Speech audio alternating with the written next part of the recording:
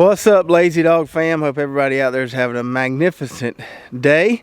It's time for another one of our bi-monthly garden tours where we take you through all 10 plots, boom, boom, boom, kind of show you what's going on. Still have yet to receive any rain. It's Sunday here. Had a few drops earlier when I was doing some weeding in the garden. We're supposed to get some tonight, so I'm going to give you a garden tour before that happens. And I got a special little treat for you at the end of the video. One of my favorite treats from all the things we grow around here, so make sure you stick around for that. So let's start off here in our smallest plot. Won't spend a whole lot of time on this part of it. We did that in the last video, got that okra pruned up, harvested, and it's looking a lot better, a lot easier to find those pods. That stuff's doing great. Check out this guy. Our arch panel trellis is finally coming together, filling in really nicely. Get some shade in there, which is going to be nice. And we got lots of blooms on here, and even have bean pods forming already. We can see 3 or 4 nice ones right there. No beans inside them yet, but we're loading up with those things, loading up with blooms. So it looks like we're going to have a pretty good harvest here. Now, these little vines that kind of don't find the trellis and wander off to the side, initially I was training those back on the panels there. But now there's so much foliage on there, that's kind of hard to do. So what I've been doing is just coming in here with the pruners, and if I get some, they get a little squirrely to the outside there, I've just been clipping them, kind of hopefully putting more energy towards those that are attached to the trellis. So that one there, I'll probably clip it later. And just kind of keeping these in here clipped a little bit so that I don't want them connecting one side to the other, so I can't walk through here. But man, just take a walk through here. You can see how nice this is, how nice it's going to be to pick some butter beans inside of here.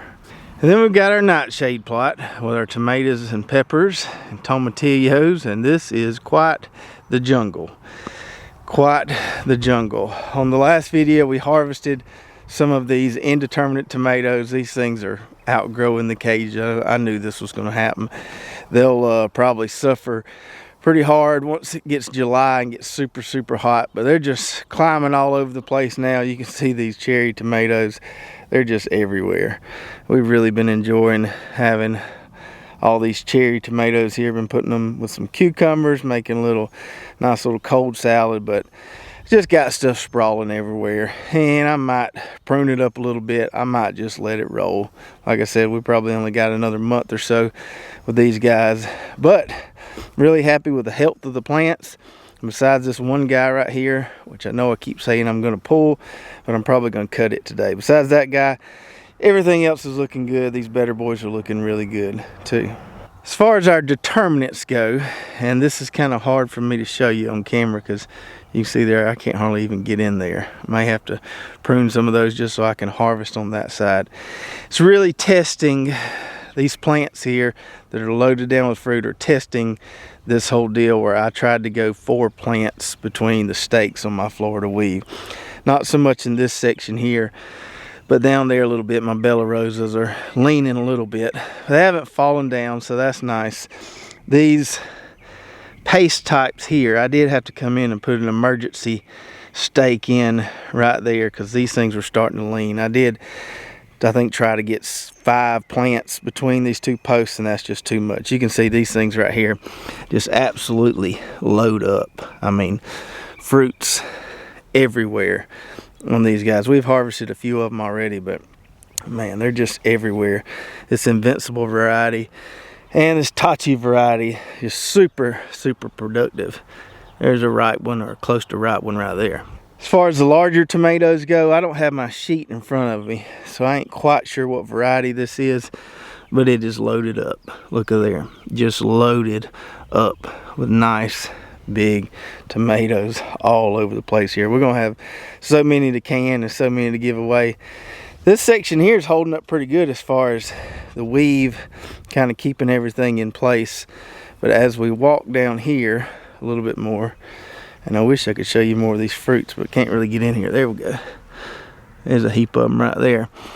As we walk down here, we can see this little section of Bella Rosas are leaning a little bit, but I think they're going to be okay. If I need to, I can come in and put a stake in there and kind of push it up against there to hold it. Looks like we got one right there that oh yeah, look at there.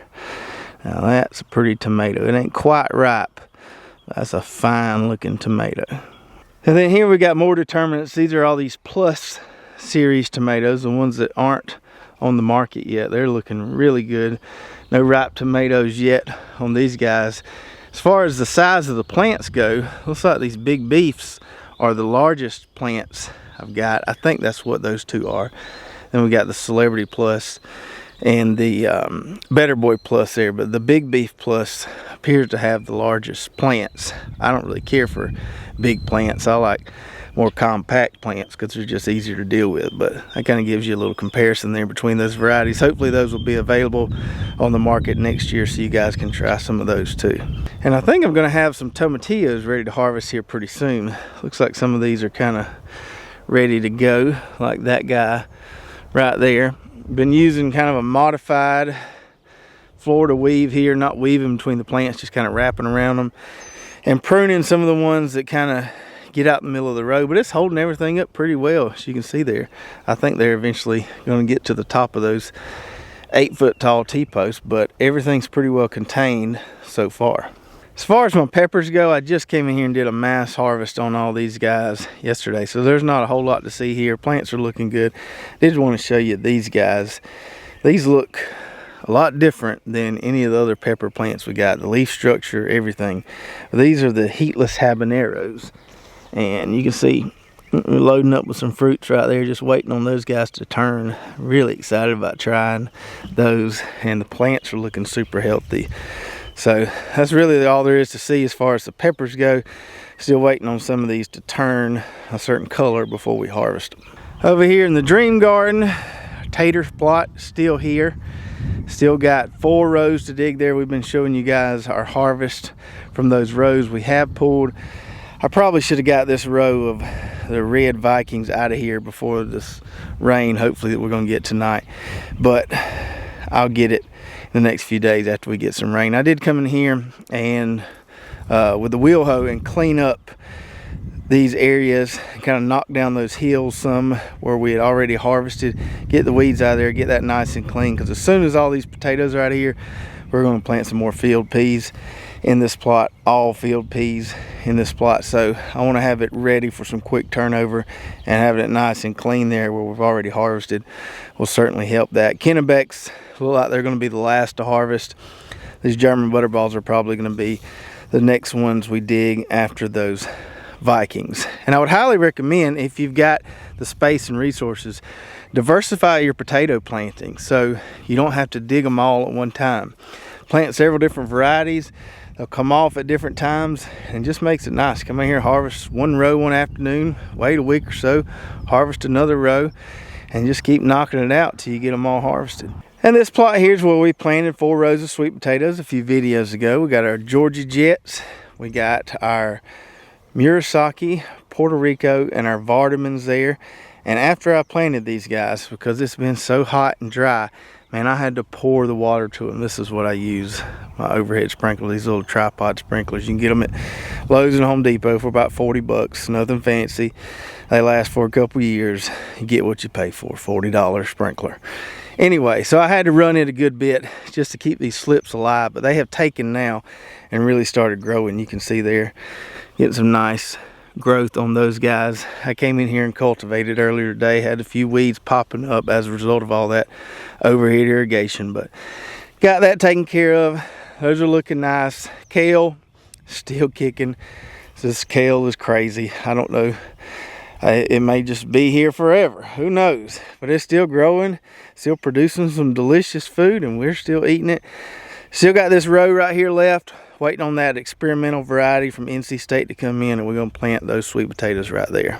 I won't spend a whole lot of time on this plot because we were in here on the last video, got this popcorn healed. One thing that is interesting to me is the blades of the plants on this popcorn look a good bit different than sweet corn does. I've never grown popcorn before, so it's interesting how the blades are kind of long and skinny, whereas they're a little more broad on sweet corn plants. We got that healed, got some water to it yesterday, fertilized, all that good stuff.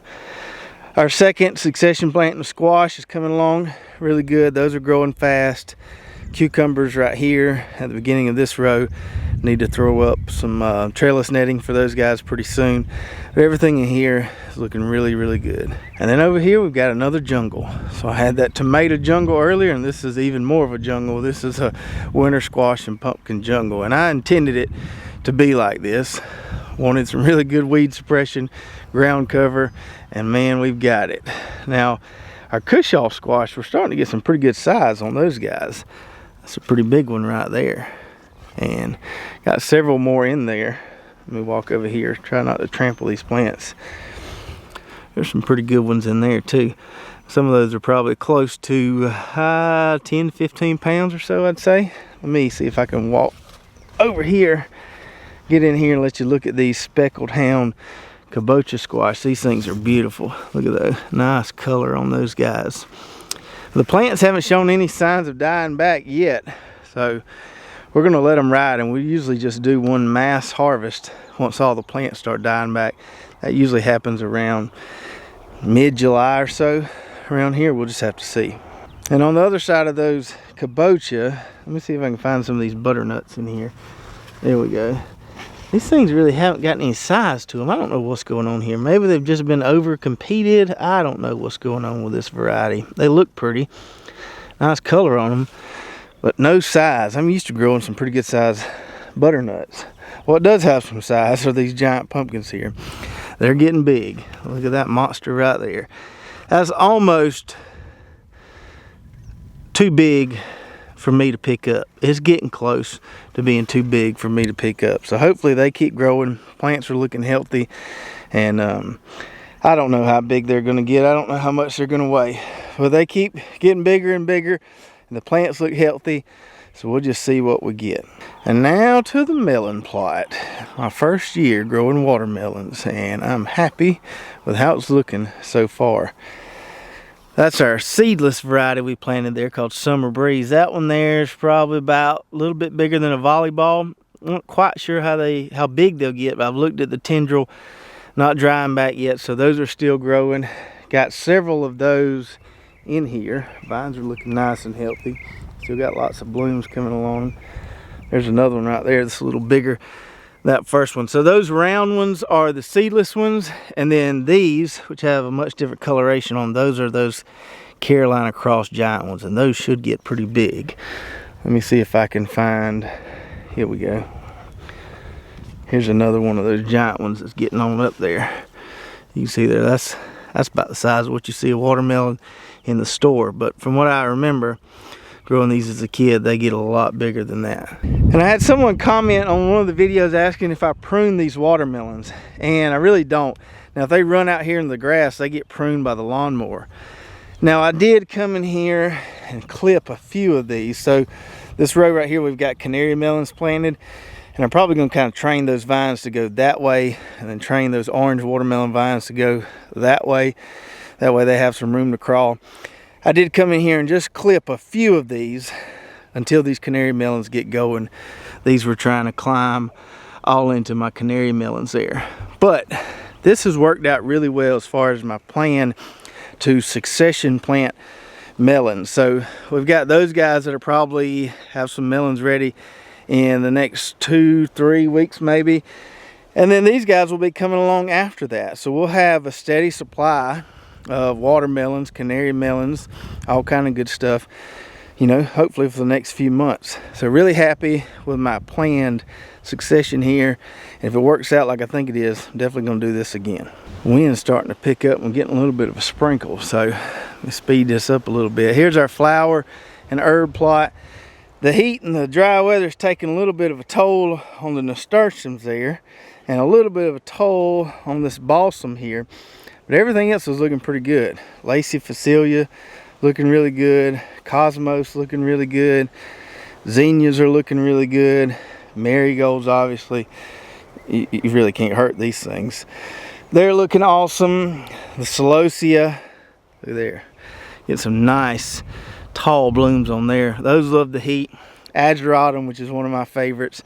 They love the heat in the morning. The little bees are all over this stuff here. As far as the herbs go, the borage, I just came in here and clipped all the blooms off of it.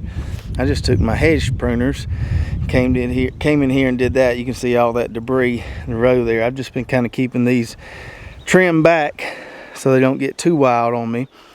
Our dill is blooming, looking nice and pretty there. I could cut those, but I do like the smell, and I do like how pretty they look all nice and tall like that.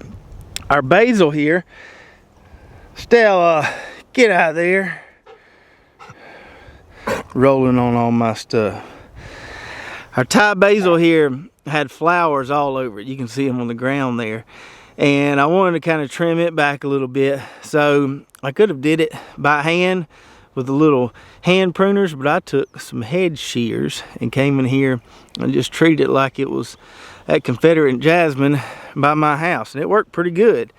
So we got all those flower heads off there. I'm sure they'll grow back, but now we can actually see the leaves and everything. That worked good. Did the same thing with this basil here. It's Italian basil. Just kind of trimmed it like a hedgerow. Nice, quick and easy, and I'd highly recommend giving that a try if you got a big patch of basil growing. Our tarragon here is looking great, except for when Stella comes in here and wallers on it, like you see there. But it'll usually recover. This stuff's looking really good. Thyme's looking really good. Keep losing some of these sage plants randomly. I don't know what's going on here. Everything else in this plot seems to be kicking. We just keep losing a plant here and there, and I have no idea why. Let me know if you got any ideas why. And then garlic chives down here, obviously still looking really, really good. And then in our largest plot, I showed you some of this on the last video. We got that row of peanuts there that got very low germination on those.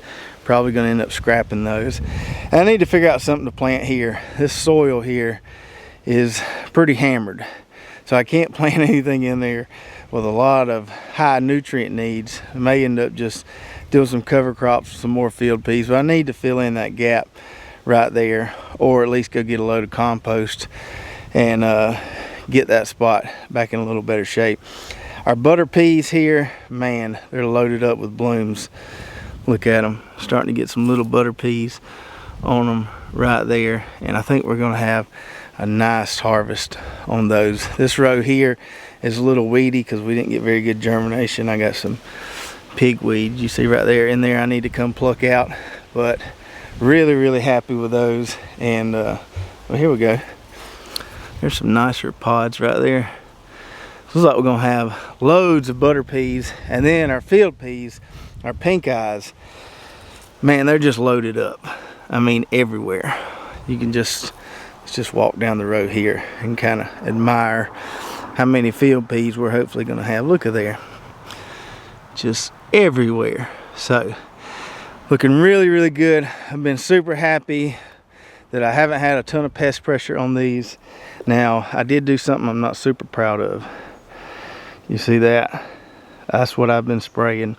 Only on these field peas and butter peas. Just because I know from past experiences, my usual organic controls just don't work for that cowpea curculio.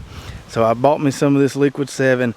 Just been using it on these guys. I've only applied it twice, but it seems to be working. I know it's not great for the bees, but it's the only way I can really make a decent field pea harvest. So it is what it is. Criticize me if you like, I can take it. Over here, summer squash, still kicking along. I have seen a few squash bug eggs in here, which is not a huge deal, because as soon as those other squash start producing, we'll get these guys out of here. I need to come in here and harvest these today. Getting a little bit of disease and stuff, which you'll see. You know, these guys have been around for a while. They're getting later in their life, so they'll start getting ridden with pest and disease pressure. But we'll get a few more harvests off of them before those other ones start producing. Same thing with the cucumbers over there. Still getting some decent production, but you can see we're getting some disease on some of those leaves there. And we'll let them hang on for a little bit longer, and then we'll get them out of there and start picking those others we planted a few weeks ago. And then lastly, we've got our Yellowstone sweet corn, which is ready to harvest pretty much any day now. I'm just kind of waiting on a day where I can have a full afternoon to get out here and pick it and go give some away and process some of it. But we can see our silks nice and brown there. I eat an ear of this on that last video. This is good stuff. Really happy with this variety so far. Nice and sweet, and been just keeping the water to it. That's all you got to do at this point. Haven't seen any earworms yet, fingers crossed. So I'm probably not going to spray it again before I harvest it. Just going to let it go. Watered it yesterday. We can still see a little bit of moisture down there between those rows. Really happy with this variety, and we'll probably gather most, if not all of it, this coming week. Now, I don't know if y'all can hear that coming down on that tin barn roof. Praise the Lord, hallelujah, we are finally getting some rain. I finished that just in time. I hope you enjoyed that garden tour. And I was going to show you my blackberries, which are just loaded up, and we've been picking those, and they need to be picked again today, but I don't like to pick them when it's wet. But we got some we picked the other day, so we're going to go inside, and Miss Brooklyn's going to make me one of my favorite treats with some of our blackberries. So y'all know we got a little bit of rain, not too much, but a little bit. And we thought we weren't gonna be able to pick any blackberries, but we actually were. So we got a pretty good haul right here. I don't know if you can see them. They are really thick and filled out and juicy. So we are really loving these blackberries that we grew. However, since we just picked these, and I picked these a few days ago, I'm gonna use these up first. So the way I've been storing them is, I'm sure y'all know this, but you don't want to wash any berries whatsoever before you store them. Wash them as you eat them, because if you put them up wet, they're gonna get yucky and go ahead and mold and all sorts of stuff. So let me rinse these out real quick, and then we'll start making my easy blackberry cobbler. It's blackberry time. Alright, so I've rinsed these off, and you could dry them. I'm not going to. I'm just gonna cover the bottom of this. This is a 11 by 9 pan. Just trying to make sure there's no big sticks in there. And you don't have to put a whole lot in there. I'm just gonna cover the bottom and a little bit more. So we don't blend ours, we like them whole. That's right, that's right. And if you wanted to go ahead and prepare this and have this easy, you could go and put some sugar in these and a little bit of lemon juice and put them in your fridge, and they would be ready to go. Because these are fresh, we are gonna have to put some sugar on top to make sure they're sweet enough, otherwise they'll be kind of bitter. And I guess the reason some people do blend them is because they don't like the seeds, but the seeds don't bother us, right? Yeah, but even if you blended them, you would still have to run it through a sieve, right, or something to get the seeds out. Okay, so we're just gonna put these in the bottle like I did. I have measured out about a half a cup of sugar. No, maybe 2/3. I'm not gonna use all that though. You wanna help me? Yeah. Okay, pour a little bit.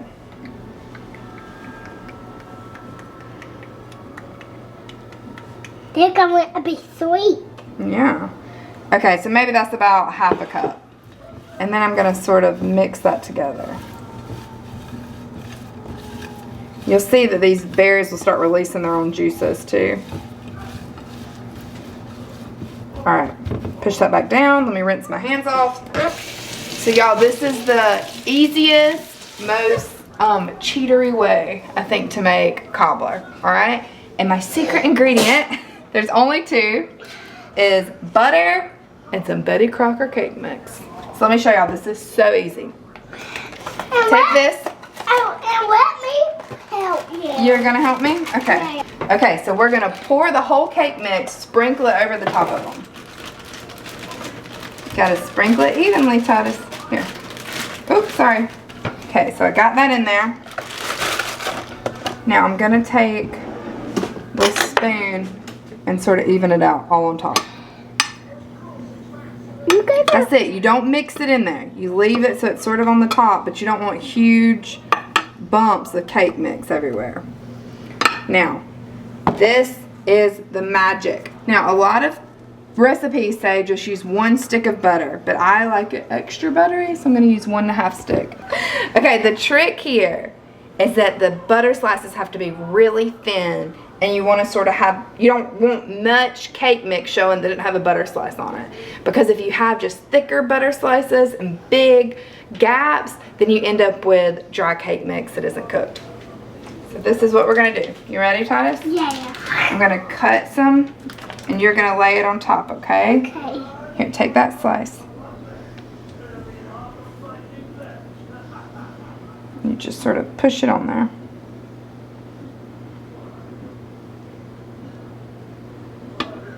right, so as you can see, we've sliced 1.5 sticks of butter on here, and we have layered it as evenly as possible. You don't need it to all be touching. You just don't need big gaps. So then we're gonna take this, that's it. You don't stir it, you don't do anything. We're gonna put it in the oven at 350.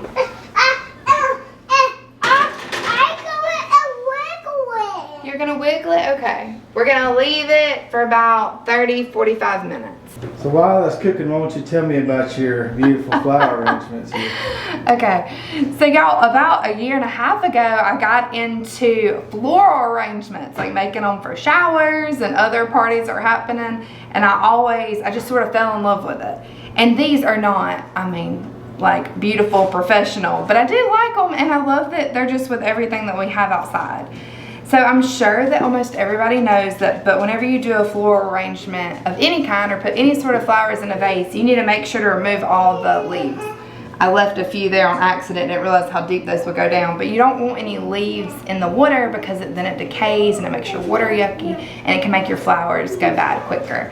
But the biggest tip that I learned from one of my friends was to have varying heights of flowers, greenery, anything. And things that you don't even look at as flowers, but are beautiful outside, like in the field. I just go and pick random greenery all the time, and I didn't do it today, but normally if you just stick it in here, it really ups your flower arrangement, makes it look like a whole new, like a professional did it.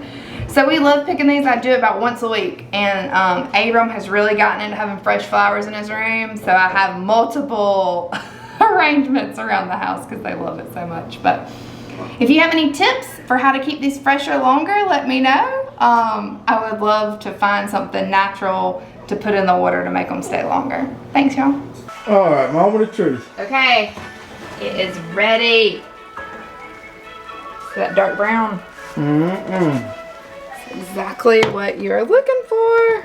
Yep. And you want those blackberries to be bubbling. All right, we're about to scoop this into bowls and then top it with ice cream. You have to have ice cream. Yep. Vanilla. Niller, as we say in the South. Niller ice cream. Vanilla ice cream. All right, I'll scoop you out some. This looks good, doesn't it? Is that enough? Yeah, that's enough. There you go. There we go. Is it good? It's real good. We're about to tear this up, and I'm probably going to eat so much that I'm going to be out of commission for the rest of the day.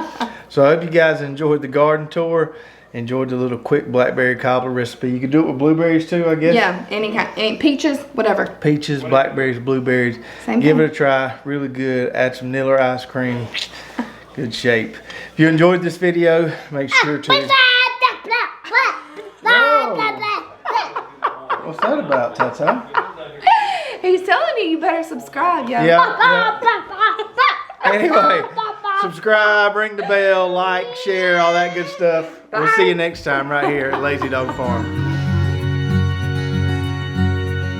Oh, farewell. By the beauty of your life.